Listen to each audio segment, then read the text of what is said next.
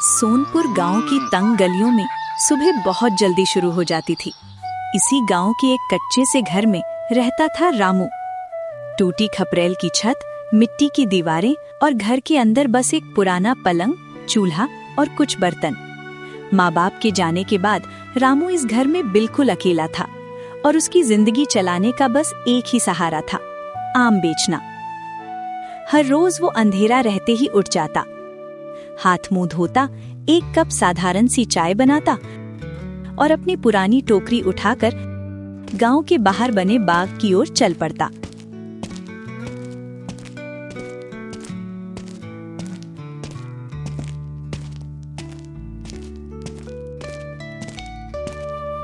आज भी मन लगा के काम करना है, बस इतना हो जाए कि उधार उतर जाए।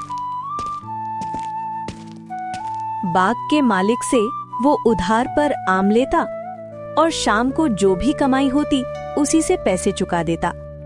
कई बार पूरे पैसे नहीं हो पाते तो अगले दिन और ज्यादा मेहनत करके हिसाब बराबर करता।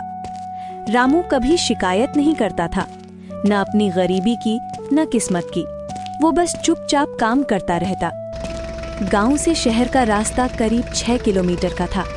न बस का किराया न साइकिल। रामू रोज पैदल ही चलता। तेज धूप हो या ठंडी हवा, वो टोकरी सिर पर रखकर आगे बढ़ता रहता।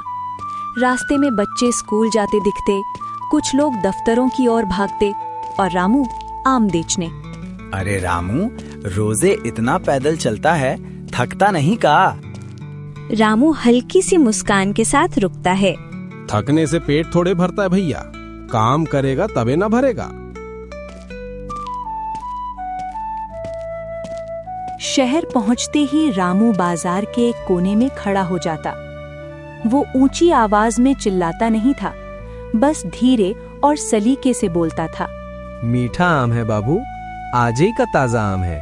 कुछ लोग रुकते, कुछ आगे बढ़ जाते। जो रुकता, रामू हर आम ध्यान से दिखाता। अगर किसी आम में जरा सी भी खराबी होती तो वो खुद ही बता देता।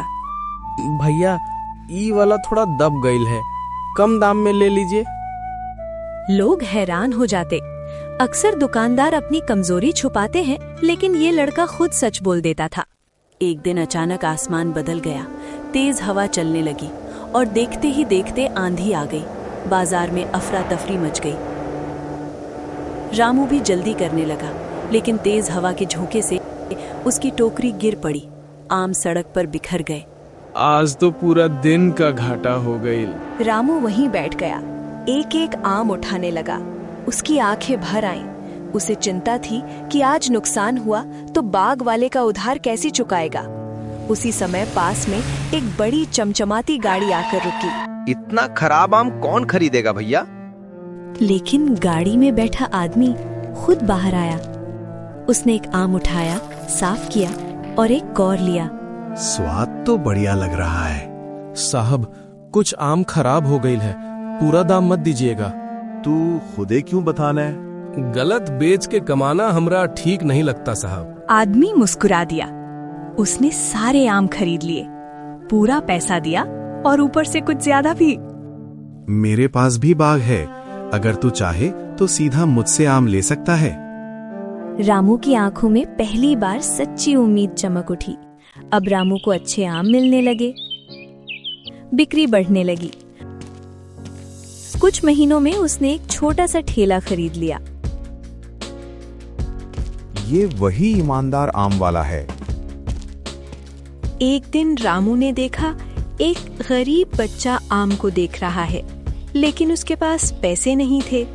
ले बेटा, खा ले, एकदम मीठा है।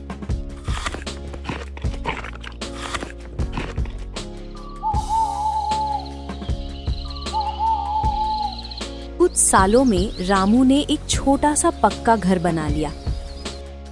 अब वो दूसरों को भी काम देने लगा, लेकिन वो बदला नहीं। आज भी खुद आम बेचता और खुद ग्राहकों से बात करता है। इतनी तरक्की के बाद भी तू वैसे ही काहे है? अगर हम बदल गए तो मेहनत करने का मतलब का रह जाएगा। सच्चाई, मेहनत और अच्छा व्यवहार धीरे धीरे जिंदगी बदल देते हैं। बड़ा बनने के लिए जेब नहीं, दिल का बड़ा होना जरूरी है।